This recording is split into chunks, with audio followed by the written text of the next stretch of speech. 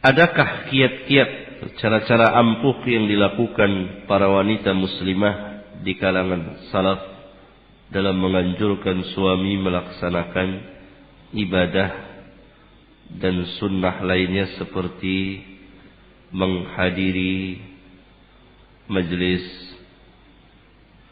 ilmu?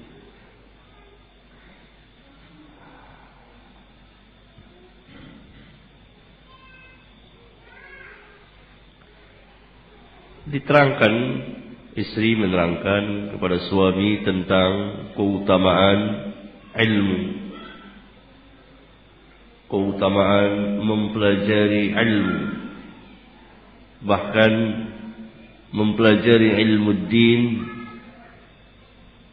Pokok-pokok dasar adalah merupakan kewajiban bagi setiap muslim. Talabul ilmi faridatun ala kulli muslim. Menuntut ilmu fardu atas setiap muslim.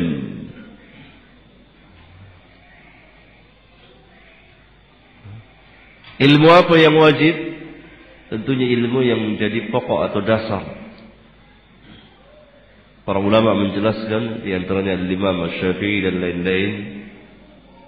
Kalau boleh kita tertibkan, pertama ilmu tentang tauhid atau akidah dan yang menjadi lawan dari tauhid, syirik. Yang kedua tentang sesuatu yang Allah haramkan, apa yang Allah wajibkan dan apa yang Allah haramkan, ibadah salat dan seterusnya. Ini ilmu yang fardu ain, ilmu yang fardu ain. Tapi seorang istri pun harus bersyukur kepada Allah Subhanahu wa taala kalau dia melihat bahwa suaminya telah menegakkan sesuatu yang wajib, yang Allah wajibkan kepada hamba-hambanya, dan menjauhkan yang haram.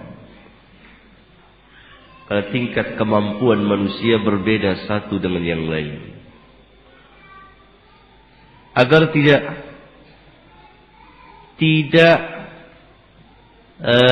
terjadi keretakan dalam rumah tangga.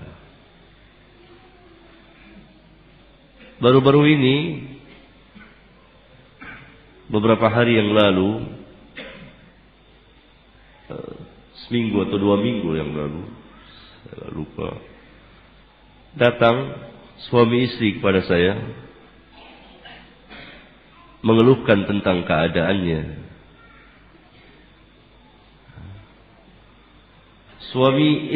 Suaminya orang yang taat, tapi sebatas kemampuannya. Dia tegakkan salat 5 waktu dan seterusnya. Dan itulah yang bisa dia lakukan. Yang sampai saat ini itulah yang bisa dia lakukan. Sang istri melebihi suami dari amalan-amalan. Tetapi sang istri selalu memberikan dorongan dengan cara semacam doktrin atau pemaksaan.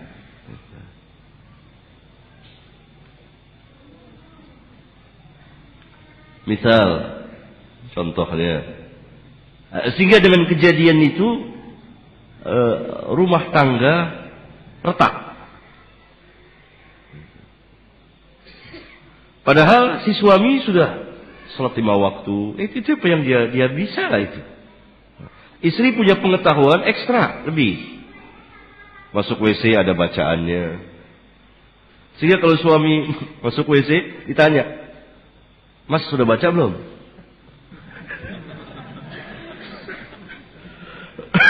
Pengajaran yang seperti ini kan tidak tepat gitu.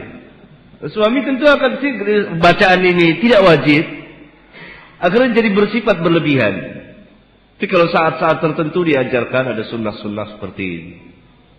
Suaminya bilang lagi, "Ustaz, saya paling tidak suka kalau ditelepon di kantor. Mas, sudah sholat apa belum?" Baik pertanyaan itu, tapi tidak pada tempatnya dan tidak melihat siapa suaminya. Suaminya bukan orang yang berbuat maksiat atau yang tarkus salat, tapi orang yang mendirikan salat. Dan sebagian besarnya di masjid. Telepon. Nah, ini membuat akhirnya apa? Apa yang terjadi? Si suami ini takut berjumpa dengan istrinya. Sehingga dia mengatakan, Ustaz, saya tidak berani. Sehingga akhirnya tidurnya pun pisah. Dia takut berdampingan dengan istrinya. Karena selalu akan ada pembicaraan seperti itu. Si istri selalu, Ustaz, bukankah kita tidak bisa lepas dari membicara agama? Itu pertahanan istri. Nah, sampai sekarang kasusnya belum selesai karena saya suruh datang ke rumah saya dua-duanya. Sebetulnya ini bukan keretakan karena yang satu berbuat maksiat, enggak. Tapi karena menjalani ketaatan. Iya. Jadi retak. Bukan juga karena perselisihan manfaat, ada tapi sedikit. Misalnya tentang masalah gambar, suaminya belum banyak pengetahuannya, belum. Si istri karena rajin ngaji dianya di majelis saya maksudnya, dan majelis Ustaz Yazid. Tentu pengetahuannya lebih karena suami disibukkan 8 jam kerja. Pengetahuannya lebih. Dan terlalu drastis gitu, dalam memberikan masukan kepada suaminya. Jadi pertama harus dilihat suami itu sudah menegakkan syariat dan sudah sholat 5 waktu dan jadi bertanggung jawab kepada keluarga, dan itulah yang dia mampu. Itulah yang dia mampu. Anjurkanlah dengan cara-cara yang baik menuntut ilmu, ini pelan-pelan. Karena pada zaman Nabi SAW seorang pun berlebih kurang. Lihat kisah orang yang keluar dari salat pada zaman ketika Mu'adz bin Jabal salat panjang, dia keluar. Kemudian ditanya oleh Nabi SAW, apa yang kau baca dalam salat? Surat Al-Fatihah. Tidak ada yang lain. Kecuali dia berdoa kepada Allah, memohon surga dan memohon perlindungan dari api neraka. Ini dalam lafaz Abu Daud. Dalam riwayat Abu Daud. Berdasarkan hadis yang mulia ini, maka ulama mengeluarkan hukum bahwa cukup membaca Al-Fatihah dalam salat. Ini yang sah. Orang itu hanya membaca Al-Fatihah saja. Itu yang dia mampu. Nabi jawab, Nabi katakan, saya dan Mu'az pun kurang lebih sama seputar itu. Dan hadis tentang wali Allah sangat terkenal, tingkatan martabat manusia. Allah cinta kepada orang yang menunaikan apa yang Allah telah fardukan kepadanya. Ya? Ini salah satu keretakan rumah tangga yang paling aneh yang saya temui di Jakarta ini. Mereka hampir bercerai dan mau bercerai karena sebab ini. Karena suami takut berjumpa dengan istrinya. Karena setiap kali berjumpa tidak ada omongan lain kecuali itu. Sang istri tetap mempertahankan bahwa kita beredar bersama agama. Nah, saya belum ngomong sana, ngomong sini, saya hanya dengarkan keluhan dan saya suruh datang ke rumah saya, nanti akan saya beri pengarahan.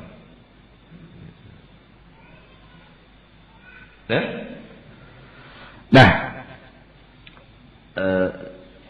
saya khawatir seperti itu, maka seorang istri harus melihat suaminya dan pekerjaan suaminya, waktu suaminya, karena masing-masing orang tidak dibebani oleh Allah kecuali sekuat kemampuan dia. Diterangkan tentang keutamaan, tentang majelis ilmu, macam-macam orang, ada tingkatan. Nanti bertahap.